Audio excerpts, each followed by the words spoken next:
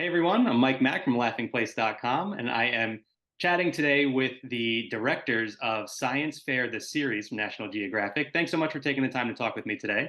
Thank you for having us. Tell me about this new series. What was the objective of shining a light on this competition and these incredible students? So yeah, no, we made a feature film in 2018 called Science Fair, and we had such a wonderful time making that film that Net Geo asked us to make a series, sort of inspired by it. And so, a series gives you a little bit more time to explore the students' stories and also the science that they're performing in their project. And so for us, we think this is the innovators of tomorrow who, we get to catch in all their high school glory. So it's a lot of fun, but there's real science being done here. And so it was a blast. Absolutely. Yeah, I was a science fair kid when I was in high school, and I very much felt like it was my lifeboat. It didn't celebrate, star athletes or quarterbacks, but it celebrated kids who often don't get celebrated, and they're treated like rock stars for this 1 week. And so I think this world gives us a ton of hope, and we're very inspired by all these kids doing amazing projects. But they're also teenagers, so they're also dealing with hormones and crushes and going to dances. So there's also a lot of fun to be had. Was there any change in your approach to making this series as opposed to making the movie? For sure. Yes. When we made the movie, it was a very scrappy little team. Cristina, myself, and Pete Alton, who was our DP. So we actually had a bigger team. It was a little bit more civilized in the approach, I think, this time. But it was, we were able to sort of spend more time with more kids and more communities. And so I think the range of schools that we follow, and then the range of projects that we follow are much wider and in many ways deeper than the original film. So I watched the series. From the moment I was introduced to the program at Jericho, I was absolutely hooked and just blown away by the work that these students were doing. Was there anything that surprised you in making this series that, maybe like the work that these kids are doing, were you as blown away as the audience surely will be? Absolutely. I mean, I think the level of science is the thing that cannot be really communicated until you see it. It's like it's not potato batteries and volcanoes. It's like real cancer research, real solutions to huge problems that have evaded scientists and some of the most brilliant brains in the world for a long time. So these kids are doing true science. They're solving real problems, and it's just exciting to catch them at this point of their life. To be able to meet Albert Einstein when he's a teenager is a unique kind of experience.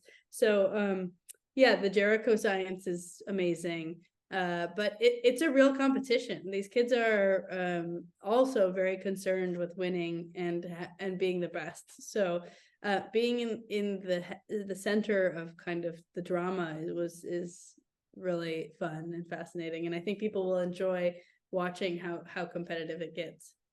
The series covers schools and students from all around the world.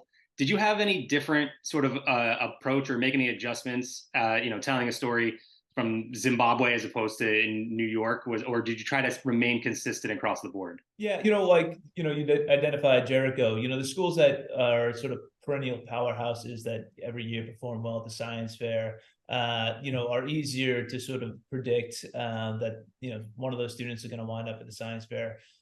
Some of the other schools are a little bit more difficult to predict because they're not, as fully formed as a science fair program. And Zimbabwe was super interesting to us, because it's a fairly new program. Science fair is, less than a decade old in Zimbabwe, but basically through the sheer power of one man, Nalosh Chakundi, he's sort of created this powerhouse team in a very short period of time.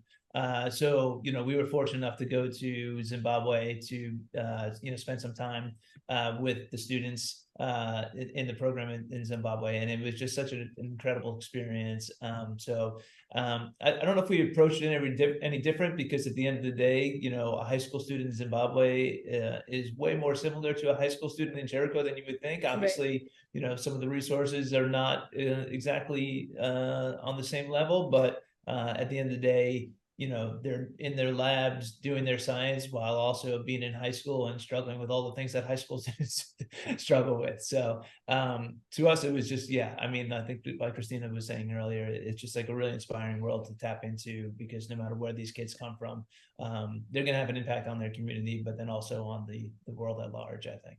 You kind of touched on it a little bit there, but can you tell me a little bit more about the process of how do you find these students to follow for this series? Are you receiving like tip calls about students all around the world throughout the year?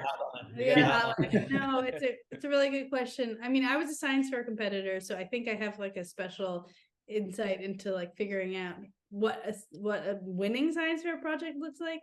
But I mean, obviously the perennial powerhouses are super easy to find. It's just the people who win all the time every single year. And Dr. McCullough embodies that. She's one of the best science fair mentors in the entire world, if not I'll say she's the best. But the long shots are a little bit harder and a little more interesting. So there's like a very elaborate casting process that we used on this one. On the feature, it was just me and Darren making phone calls and shots in the dark. But we had a casting director named Whitney, who did an incredible job, who called schools around the world and around the country. And but it's a complicated formula. It's like, it's the science, but it's also the kid and their story and where they come from and what they're up against. And so there's like 2,000 amazing stories at the science fair. So it's really one of the hardest parts of making this is just choosing a few. So it's a really fun world to be in, because all these kids are taking on such huge problems. So it's been an honor to be able to be with them and see them on these journeys. As you're watching these journeys, how invested do you become in each of the students, and what is that experience like? Mike, it's a problem. I think I cry for every single win and every single loss. I totally very bad at the documentary, the arm's length distance thing. I'm so invested in all of their stories. Yeah, you definitely become super invested in each one of these students and their stories. And so by the time the big competition comes up, we're on the edge of our seats while we're filming it.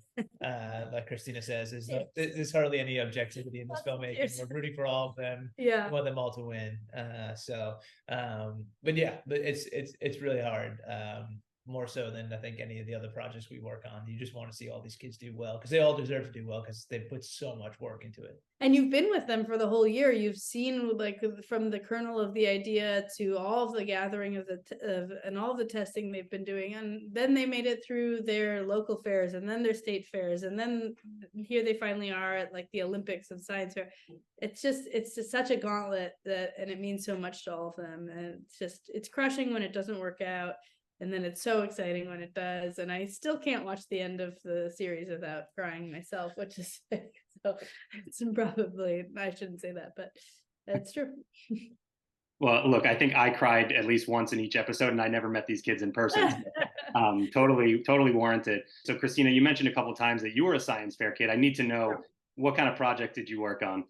Yeah, I did a project about peer pressure and conformity, which was basically if a filmmaker had to do a science fair project, it would be like a behavioral project about why people behave the way they do, and that was mine. And I competed in the behavioral category, and I placed 4th at ISEF, which is okay, but these kids are doing I mean, you just watch to the end of the series and these kids are crushing it.